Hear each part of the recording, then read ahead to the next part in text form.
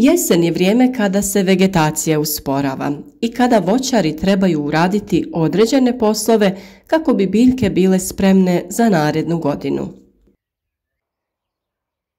Tako je i kod uzgoja maline. Nova sezona počela je kada je završena berba, jer se tada počinjemo brinuti o mladim izdancima koji rastu. Na kraju ljeta i početkom jeseni ti izdanci su već dovoljno visoki i potrebno ih je zaštititi od bolesti i štetnika. Bilo da se radi o jednogodišnjem ili dvogodišnjem tipu maline, ona se mora njegovati i održavati, jer u suprotnom lako strada od bolesti, ali i raznih štetnika koji se javljaju. U ovom videu pokazati ćemo kako se pobrinuti da te opasnosti svedemo na minimum, te kako orezati maline i obogatiti tlo hranjivom da bi iduće godine dobili što bolje plodove. Nakon završetka berbe, izdanke koji su nam dali plodove potrebno je ukloniti pored tla i napraviti prostora mladim izdancima koji treba da izrastu i postignu zadovoljavajuću visinu. Nakon uklanjanja starih izdanaka, mlade ćemo zaštititi nekim hemijskim preparatom kao što je na primjer kvadris ili ortiva top. List na biljkama treba biti zdrav sve do jeseni, kada će usporavanjem vegetacije i sa prvim mrazevima list otpasti. Tada maline ulaze u fazu mirovanja, kada možemo pristupiti orezivanju i vezanju. Zbog kvalitetnije zaštite mi ove poslove radimo prije zime i nikada ne čekamo proljeće. Zbog obima posla tako nam je najlakše, a nismo primijetili da su biljke oštećene ili polomljene od snijega. Često se govori da malina izmrzne ako nije pod snijegom, ali pošto zadnjih godina i nema snijega, ta priča i nema smisla. Maline će lako prezimeti, samo se treba pobrinuti da na njoj nema bolesti i da je dovoljno odrvenjala. Upravo bolest je najveći razlog zbog kojeg dolazi do štete na stabljikama maline. O zaštiti od bolesti ćemo pričati kasnije, nakon što se malina poveže i oreže.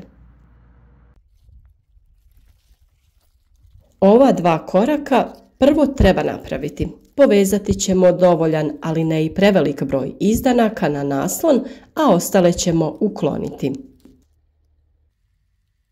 Nikad nam se nije desilo da smo trebali zamijeniti zavezani izdanak drugim, pa zbog toga sve viškove odmah režemo. Po dužnom metru kod nekih bujnijih sorti ostavlja se oko 5 izdanaka, kod nekih se može ostaviti i više.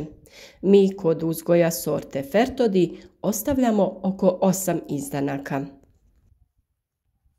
Prevelik broj izdanaka može dovesti do zagušenja u krošnji, što može biti jako nepovoljno u fazi berbe. Da bi se spriječila pojava bolesti, potrebno je ostaviti veći prostor između biljaka.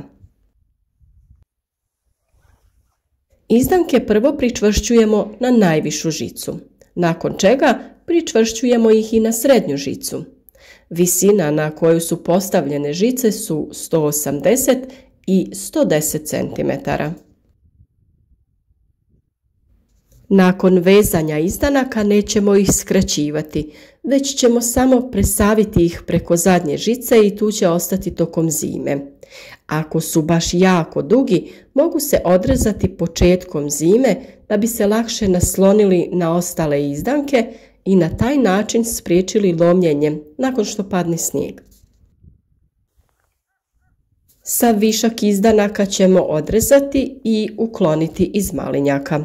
Najbolje ih je spaliti i na taj način uništiti potencijalne štetnike koji bi u njima prezimili. Pri rezanju jako je bitno te izdanke odrezati što dublje u tlu. Ako prostor dozvoljava, dobro bi bilo ukloniti i stare panjeve koji strše iz tla. Smetaju nam pri obradi, a uz to iz njih rastu izdanci koji nisu povoljni za uzgoj. Treba preferirati izdanke koji su nikli iz korijena. Oni su najčešće osamljeni i udaljeni od drugih izdanaka.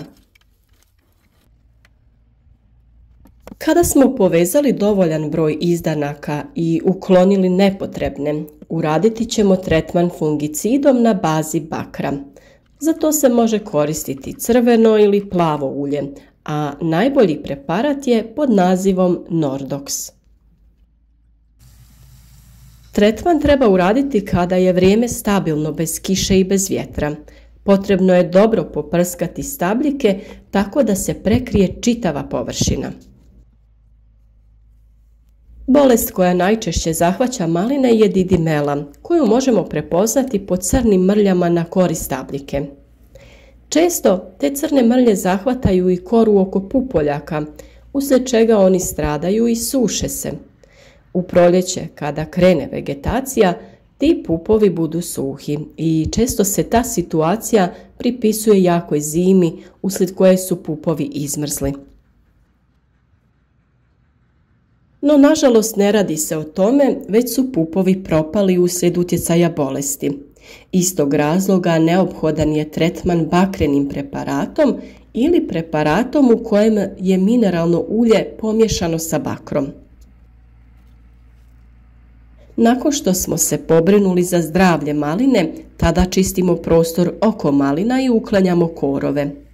Prvenstveno smo orijentirani na prostor oko izdanaka, pa motikom ili nekim preciznim alatom poput ploskoreza okopavamo tlo i uklanjamo korove. Dokazano je da su korovi često uzrok oboljenja, odnosno bolest najčešće prelazi sa korova na malinu. Upravo zbog toga uklanjamo korove oko maline, ali često to radimo i u međurednom prostoru. Pri tome se u tlo dodaju mineralna hranjiva kako bi vratili biljkama ono što iz tla iscrpe. Najčešće se radi o makroelementima koji su sadržani u NPK hranjivima. U ovoj fazi najviše se dodaju fosfor i kalij, koji se najviše i potroše. Zato se i koriste NPK hranjiva formulacije 7, 20, 30 ili slična. Pored mineralnih gnojiva primjenjujemo i stajsko hranjivo sa kojim obogaćujemo tlo humusom. Humus je jako bitan za kvalitetnije usvajanje hranjiva iz tla.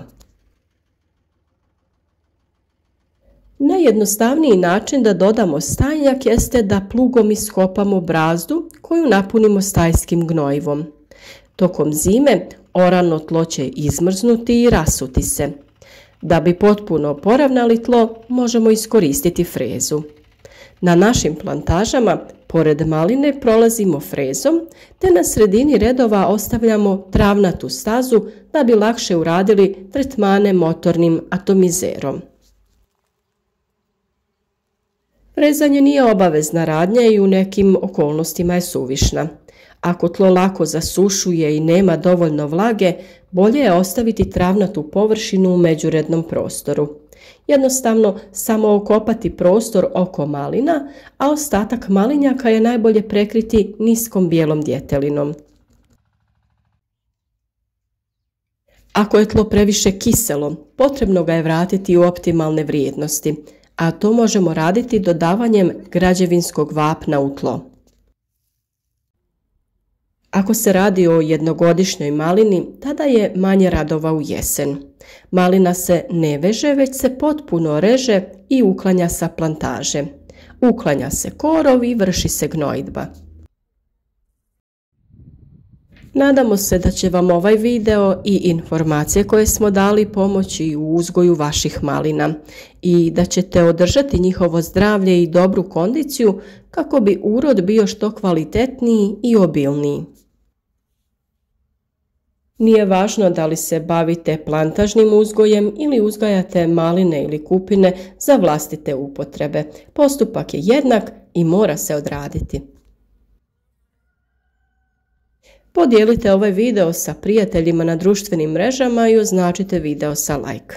Ukoliko imate dodatnih pitanja ili nekih drugih komentara, slobodno nam se javite u komentarima ispod videa. Na taj način ćete podržati naš rad i proširiti krug ljudi koji su tu, da bi svojim znanjem zajednički pomogli drugima da uzgajamo različite biljke.